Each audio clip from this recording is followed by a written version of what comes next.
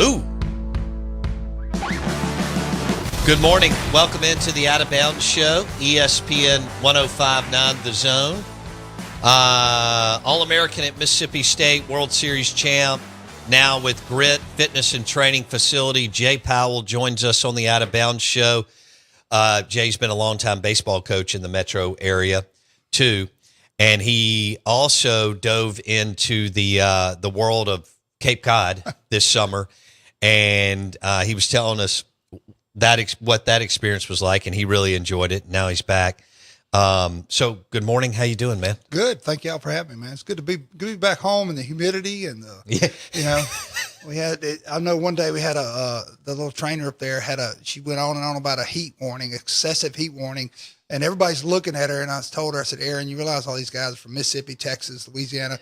She goes, I know. I said, well, y'all can't make fun of us anymore about driving in an inch of snow. Oh. And it was 87 that day. We had an excessive heat warning. But it was, it was a couple of days it got sticky, but I mean, you would go outside and it'd be 71 with a breeze and just beautiful. So I do miss that part of it. Did you enjoy it? I did enjoy it. That age of kids, caliber kids, I really enjoy coaching. And we had some, we had about 25 pitchers come through the Cape this year from Chatham. And I always say, about 10 of them really kind of get better. Like they really get after it and get better. 10 get better a little bit. And then there's 10 that you just seem like you can't get through to. But those 10 that really get better, they make it worthwhile. And we had some Mississippi guys come through there. And it made a lot of fun for me. I enjoyed it. And, they want me to go back next year. And I told them, I said, let me get home and kind of see what I missed out on.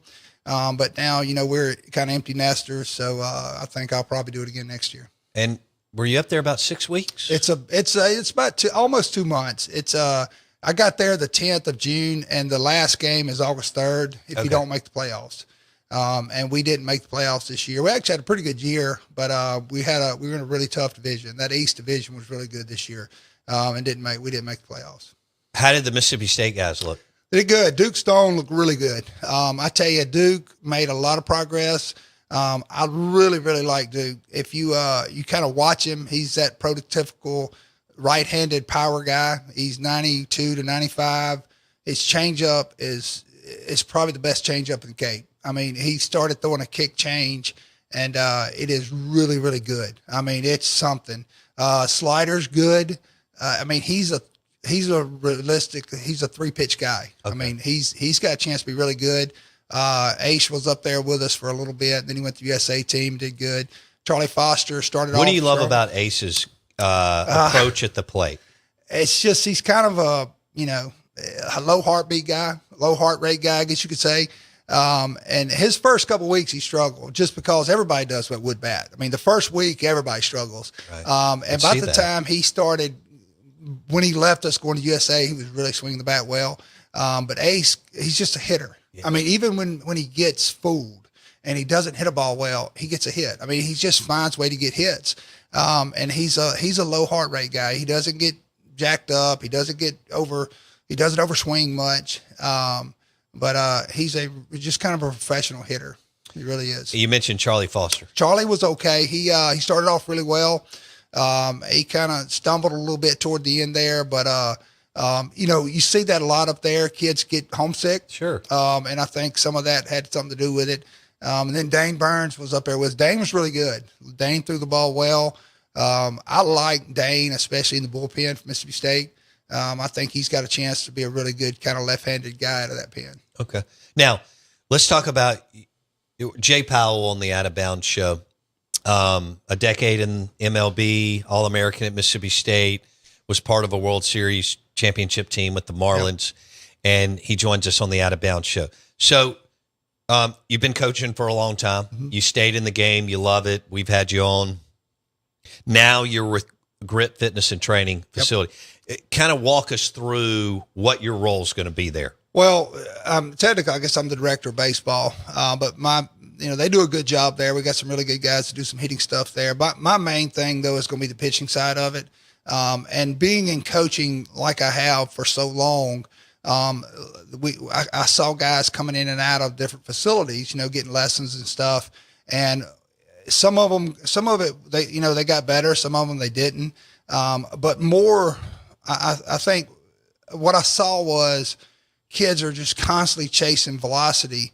And we would get these kids out of, they had been working for a year with somebody, and, their velocity's gone up 2 miles per hour, but they're 1.9 to the plate. They can't hold runners. They can't throw strikes. They can't throw a secondary pitch for a strike. And stuff like that. Just, I was like, there's kind of got to be a better way to do this. And so what, this has been about a year going as far as the conversations with Mandy and what we want to do. So what I wanted to do, I said, I want to approach this differently. I said, one, we're offering, not only I'm going to do the pitching side. I said, we got that handled. We got guys that's going to do the strength conditioning. And we got someone that's going to do arm care.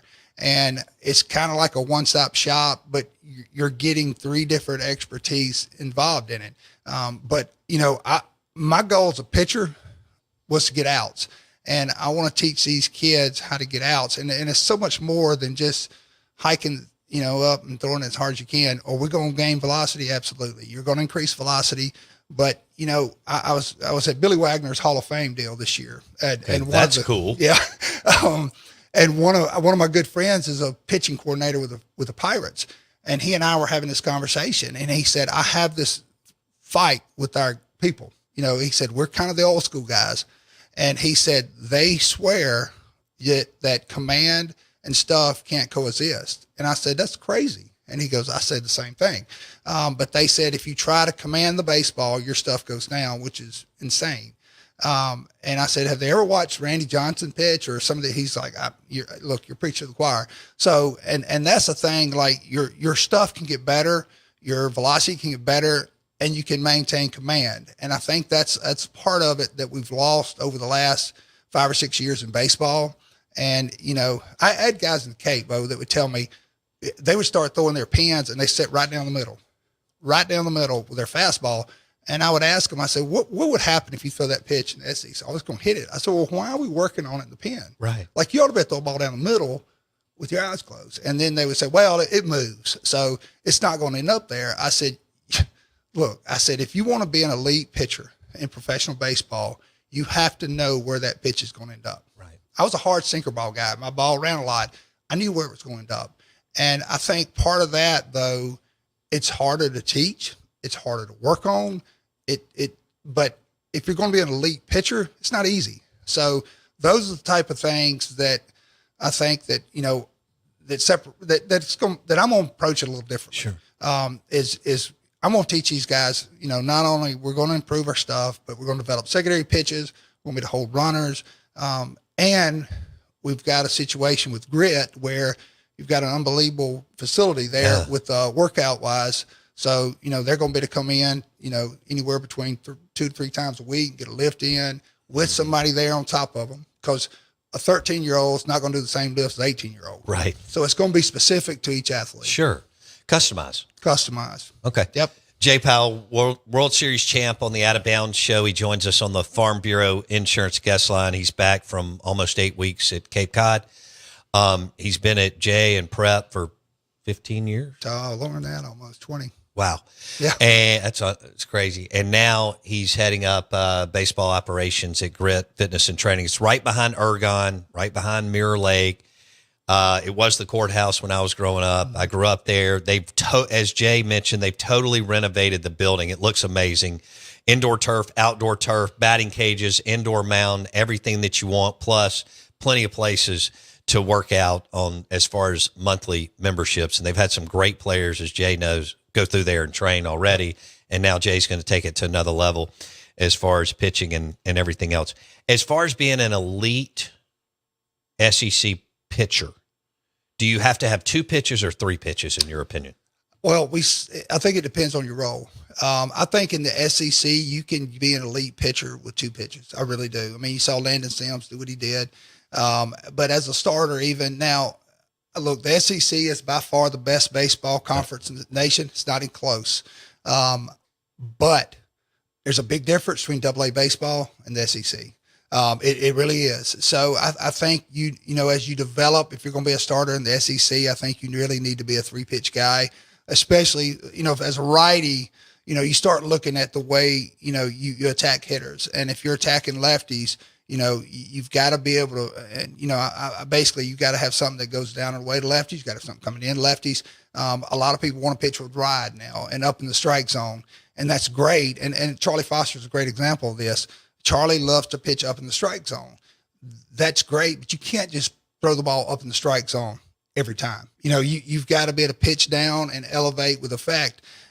So there's so much more to pitching as far as getting into the kind of the nuances of it. But if you're going to be an elite guy as a starter, I think you really need 3 pitches. And I can get off on a tangent here. We could talk all day about it, but that's the other issue is these guys would have 5 or 6 pitches. None of them's very good. Right. That's the thing. I mean, they would come up there with 6 pitches, and I'm like, well, let's start with, let's figure out our best pitches. Let's get those good. Then we develop other stuff. They couldn't command the fastball. They would have a fastball, slider, curveball, a gyro, a split, a changeup, and none of them are very good. Right. I mean, and they wonder why they got a 6.5 ERA. I mean, stuff like that. You just, but that's what they've been fed all their life is, hey, let's do this. We got to get outs, man. You want to teach them how to pitch. I want to teach them how to get outs. Yeah. I mean, that's right. I mean, we want to learn how to pitch, and we're going to learn how to command the fastball. But it's just, we try to make this thing so complicated sometimes. Right. And it's really not. I asked you a couple of months ago, I thought you had a great answer. It got crushed on the podcast.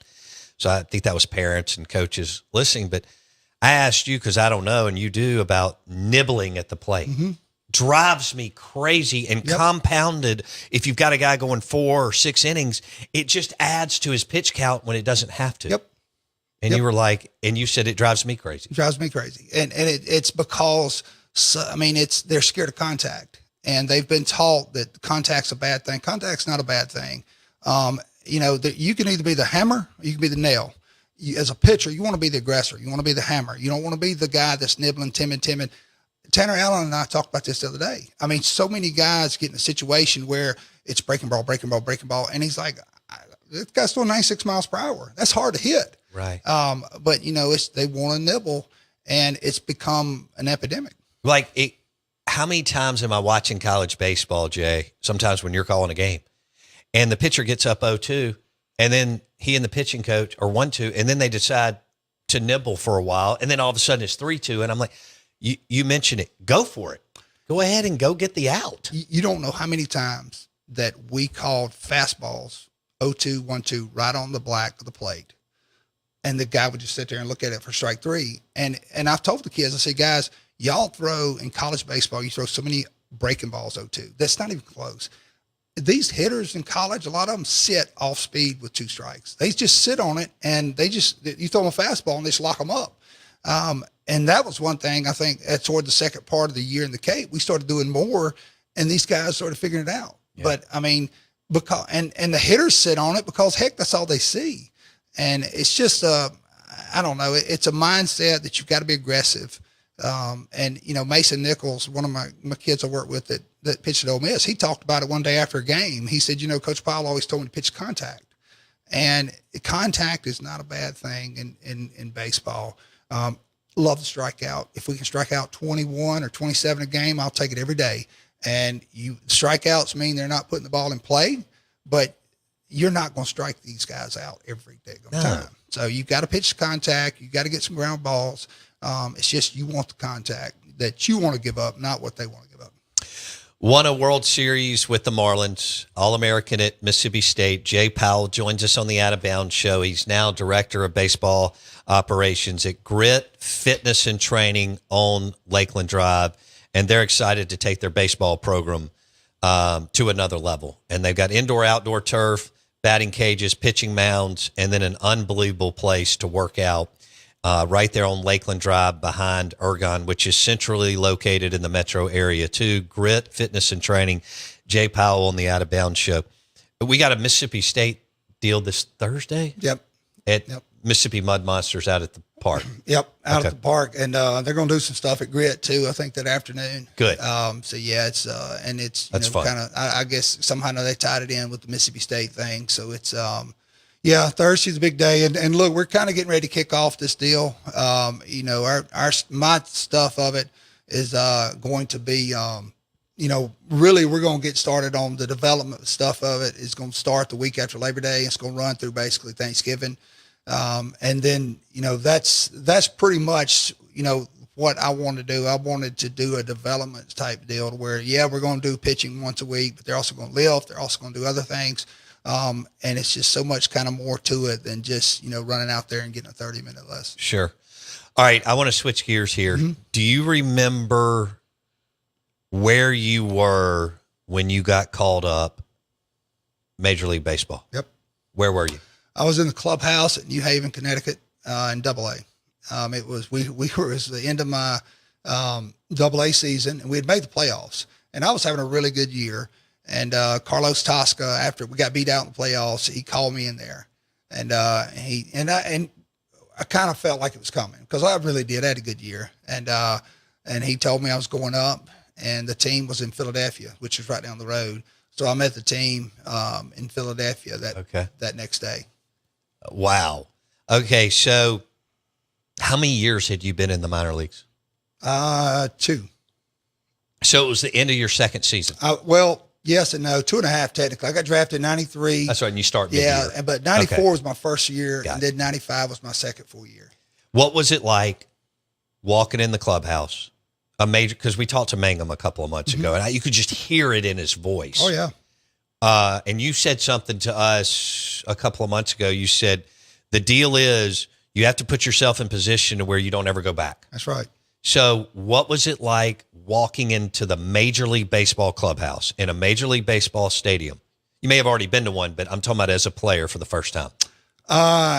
Scared, terrified, you know, because you walk in and, you know, that was in 95, and, you know, there's guys that I watched on TV. Right. Terry Pendleton. Yes. Andre Dawson. Yes. The Hawk. I mean, and I'm just going, Lord, there's Andre Dawson over there. What I do? And I'm just a little 22, 23-year-old rookie with my bag, you know, and it's intimidating. It really is.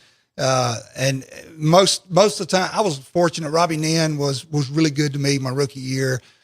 Kevin Brown, I had some good pitchers that kind of took me on their wing, but, man, it's intimidating. It really is. So you go up at that time, Jay, you're up for about a month, right? Okay. Mm-hmm. And so how many times did you pitch over that 4 weeks? I think I threw about 9 innings. Okay. I ended up getting about 9 innings, probably about 5 or 6 outings roughly, and pitched okay. Walked too many guys, but I pitched okay.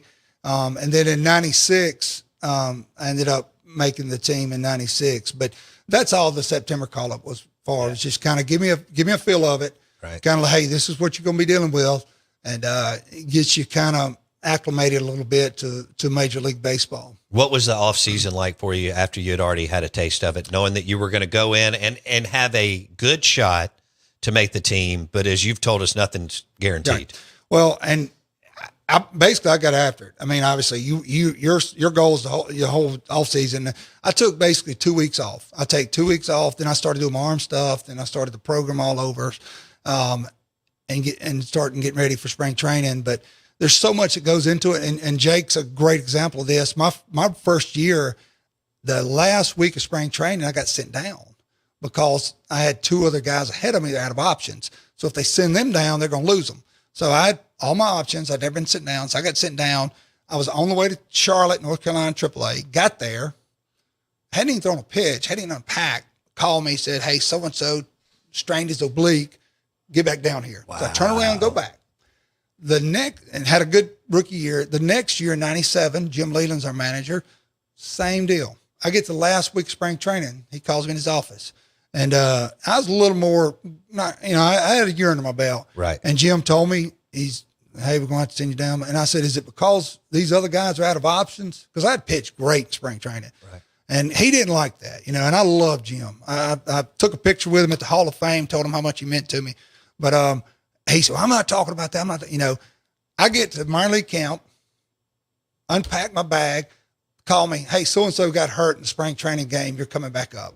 So, I mean, I mean, I was, fortunate that I had some opportunities, but when I got those opportunities, I performed. Right. Yeah. Mangum said, and I know it was, a 20-something year gap, but it's still awesome to be in MLB. Right.